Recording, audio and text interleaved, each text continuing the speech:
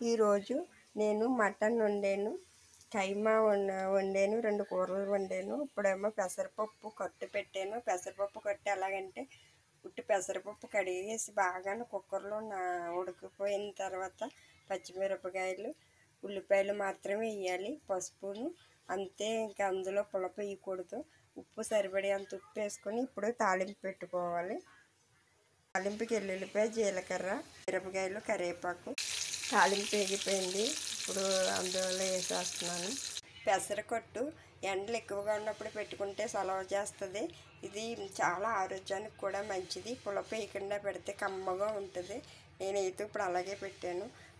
కొంచెం ఈరోజు ఎండ ఎక్కువగా ఉంది కనుక పెసరకట్టు అంటారు దీన్ని.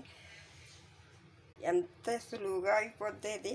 పెసరపప్పులో కొంచెం పసుపు, పచ్చిమిరపకాయలు, ఉల్లిపాయలు వేసి పెట్టి ఉడికిపోయిన తర్వాత తాలింపు పెట్టేసుకోవడమే. చాలా సులువు పెసరకట్టు చేయడం.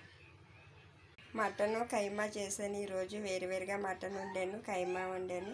అందుకు ఆ రెండు కూడా కొంచెం వేడిగా ఉంటాయి కదా ఆరోగ్యానికి, అందుకని పెసరకట్టు చేశాను. పెసరకట్టు రెడీ అయిపోయింది. పెట్టేస్తున్నాను ఇప్పుడు.